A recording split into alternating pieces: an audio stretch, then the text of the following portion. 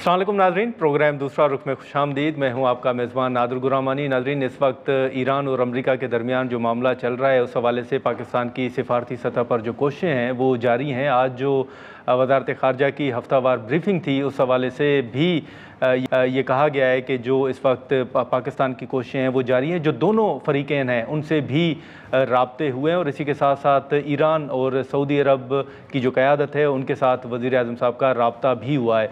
इस वक्त जो सूरत हाल है खित्ते के अंदर और ओवरऑल अगर हम बात करें तो उसके असरात दुनिया के दीगर ममालिक की तरह पाकिस्तान के ऊपर भी पड़ रहे हैं और जो कि वाज़ेह तौर पर नज़र भी आ रहे हैं। और अभी भी ये इम्कान ज़ाहिर किया जा रहा है कि शायद आने वाले दिनों में हुकूमत को मज़ीद कुछ मुश्किल फ़ैसले करने पड़े। बजट के हवाले से और IMF के हवाले से ख़ुद हुकूमत ज़िक्र भी कर रही है कुछ चैलेंजेस का। फिर मुल्क के अंदर सियासी इशूज़ भी हैं। हम देख रहे हैं कि खान साहब के साथ मुलाकातों और मुज़ाकरात के हवाले से बहस तो चल रही है, लेकिन ये मामला आगे बढ़ते हुए अभी तक नज़र नहीं आ रहा। जो CM खैबर पख्तूनख्वा हैं सोहेल आफरीदी साहब, उनके ख़िलाफ़ कार्रवाई या मुमकिना तौर पर कोई रेफरेंस का भी जिक्र हो रहा है, कुछ बयानात भी सामने आ रहे हैं। इन इशूज़ पर हम गुफ्तगू करेंगे। शेर अफजल मरवत साहब हमारे मौजूद हैं और नईम हैदर पंजोता साहब भी हमारे साथ स्टूडियो में मौजूद हैं। बहुत शुक्रिया मरवत साहब आपका, पंजोता साहब आपका। मरवत साहब, आप से शुरू करते हैं। इस वक्त ये जंग के दौरान तो बहुत से इशूज़ से जो डिस्कस नहीं हो सके, सियासी मामलात, लेकिन अभी ये जो माहौल है इसमें सोहेल आफरीदी साहब के हवाले से बड़ी खबरें चल रही हैं, कुछ बयानात आपके भी थे, हमने देखे। क्या आपको नज़र आ रहा है? कोई रेफरेंस दायर होने जा रहा है? आप उसमें फ़रीक होंगे? क्या नज़र आ रहा है? बहुत शुक्रिया। CM खैबर पख्तूनख्वा के हवाले से जो मेरा बयान था जी, उसका जो बैकग्राउंड है वो स्पेसिफिकली जो है हमारे लोकल इश्यूज़ थे जी, और जो मुमकिना जो रवैयों का मुझे सामना करना पड़ रहा था। मेरे उस बयान के बाद क्योंकि मैंने ज़हनी तौर पे एक पिटीशन जो है दायर करने का फ़ैसला किया था और इस हवाले से चूँकि पाकिस्तान तहरीक इंसाफ का एक हिस्सा रहा हूँ, तो मुझे इल्म है कि आजकल खैबर पख्तूनख्वा के CM और भी बहुत सारे मुश्किलात का शिकार हैं। पार्टी के अंदर भी जो हैं तकरीबन वैसे ही PTI का कल्चर है कि हर दूसरा आदमी जो है अपने आप को इमरान खान समझता है। आज ही मैंने वो एक अमजद नियाज़ी साहब हैं उसका बयान पढ़ा है, उन्होंने भी जारी किया है। मेरे बयान के बाद जो रद्द अमल आया PTI के वर्कर की तरफ से, और मैंने चूँकि बयान ये दिया था, प्रोपोजिशन मेरी ये थी कि चूँकि खान साहब ने एक पिटीशन 2018 में दायर की थी मियां नवाज़ शरीफ साहब के ख़िलाफ़, ये प्रोपोजिशन थी कि वो कन्विक्शन की वजह से जो हैं सियासी फ़ैसले नहीं कर सकते हैं और जो सेनेट की टिकट अवार्ड किए थे वो एक गलत फैसला यानी इनवैलिड फ़ैसला है। मेरे इस बयान को जो है इस तरह पेश किया गया कि गोया मैंने ये कहा है, मैंने उसके साथ ये कहा था कि खान की कन्विक्शन कोई जायज़ कन्विक्शन नहीं है, कोई वैलिड कन्विक्शन नहीं है, लेकिन जो आज पाकिस्तान में जो आज का कानून बना हुआ है उस कानून के तहत तो ये अदालत है और ये सब निज़ाम समझ रहा है कि ये कन्विक्शन है। तो उसको जो है ये सोशल मीडिया ब्रिगेड ने जो है जिस अंदाज में फैलाया, मैं इसकी तवक्को नहीं कर रहा था, लेकिन अब मैं एक दफ़ा फिर कहता हूँ कि ये मेरे कोई ज़ाती अदावत इस शख्स से नहीं थी। और इस हवाले से जो है मैं थोड़े वो कहते हैं ना इसका शिकार हूँ, मुतज़ब्ज़ब हूँ, लेकिन ज़्यादातर दारोमदार ये हैं कि अगर ये फ़ैसला बिलफ़र्ज़ होता है और इसके नतीजे में कोई हुकूमती तब्दीली होती है खैबर पख्तूनख्वा में, तो मेरा ख़्याल ये है कि इस हवाले से मेरा नाम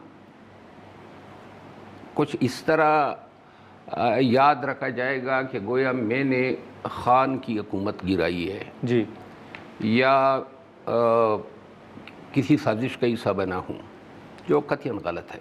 मैं एक बिल्कुल अपने तय फ़ैसले करने वाला आदमी हूँ نہ، اور سب کو پتہ ہے سہیل افریدی صاحب سے بھی میرا خیال ہے غلطیاں ہوئی کہ انہوں نے میرے حلقے میں مجھے ٹھیک ہے، انتقام کا نشانہ نہیں تو آپ کیا خیبر پختونخوا کے اندر حکومت کی تبدیلی دیکھ رہے ہیں؟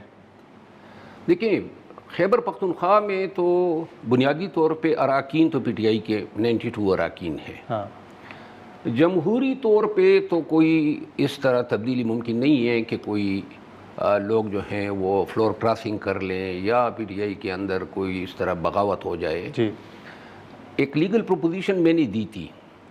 اب یہ حالات پہ ڈپینڈ کرتا ہے جی. اور پی ٹی آئی کی اپنی سیاست جو ہے نا، خصوصاً خیبر پختونخوا کی جو قیادت ہے، پھر پی ٹی آئی کی جو قیادت ہے خیبر پختونخوا میں، مرکزی قیادت آج کل انتہائی تلاطم کا شکار ہے. اور اس میں بجائے اس کے کہ کوئی عیسادار بنے، اگر سائڈ پہ بیٹھ کے تماشا دیکھیں، کیونکہ یہ ایک دوسرے کو خود ایسے گرانے میں لگے ہوئے ہیں کہ کسی کو خواجہ آصف صاحب کا بیان درست ہے. انہوں نے کہا تھا نا کہ پی ٹی آئی جو ہے آپس کی ریشہ دوانیوں کی وجہ سے جو ہے وہ اتنی کمزور ہو گئی ہے.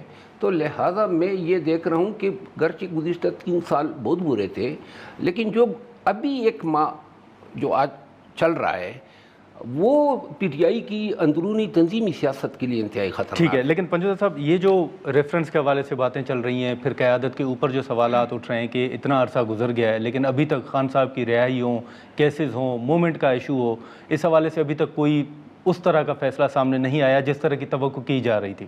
پہلی بات تو یہ ہے کہ سہیل افریدی کا نام جس وقت عمران خان صاحب نے نامزد کیا، اس ٹائم سے لے کر کچھ حلقوں کو بھی تکلیف تھی، اور ظاہری بات ہے پی ایم ایل این ہو، پیپلز پارٹی ہو، جتنے اقتدار کے اندر اس وقت ہیں جیلی مینڈیٹ کے ذریعے، ان تمام لوگوں کی تھی کہ یہ جو ہے نا ہمیں ٹف ٹائم دے گا. اور اس وجہ سے انہوں نے کہا کہ یہ دہشت گردوں کا سہولت کار ہے، کسی نے کہا جی یہ منشیات کا دھندا کرتا ہے. تو اس طرح کے الزامات لگائے گئے.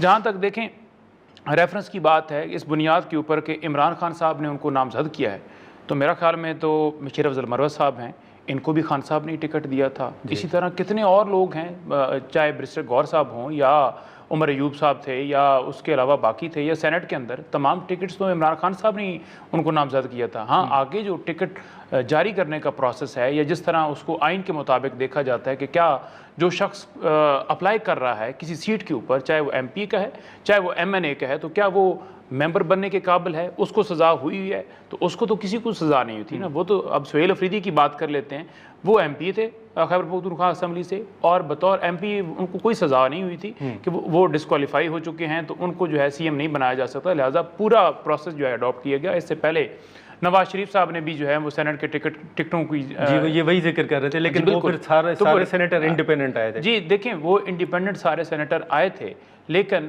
یہاں اصول یہ طے ہوتا ہے کہ کیا وہ جو عمران خان صاحب نے نامزد کیا، کیا انہوں نے کوئی آفیشیلی لیٹر کے اوپر جاری کیا یا ان کا پروسیس جو ہے وہ آئین اور قانون کے مطابق ہوا. تو وہ تو ان کا پروسیس اس حساب سے ہوا نا. یہ پارٹی کے سربراہ ہیں، فار ایگزامپل 4 لوگ ہیں، وہ ڈیسائیڈ کرتے ہیں پارلیمانی بورڈ کے اندر. اب اس میں سے کسی ایک کو سزا ہوئی ہے اور یہ کہا جائے کہ اس بندے کو سزا ہوئی ہے تو اس نے ٹکٹ کیوں جاری کر دیا ہے، تو یہ تو نہیں ہوتا نا. ایسا تو بالکل نہیں ہوتا. ٹھیک ہے، لیکن اسی وضاحت میں قانونی کر دوں. پنجوتا صاحب نے شاید وہ فیصلہ نہیں پڑھا ہے. جو بات میں نے کی نا، میں قانونی وضاحت دے رہا ہوں، میں کوئی اپنے موقف کی تائید میں کوئی بات نہیں کر رہا ہوں.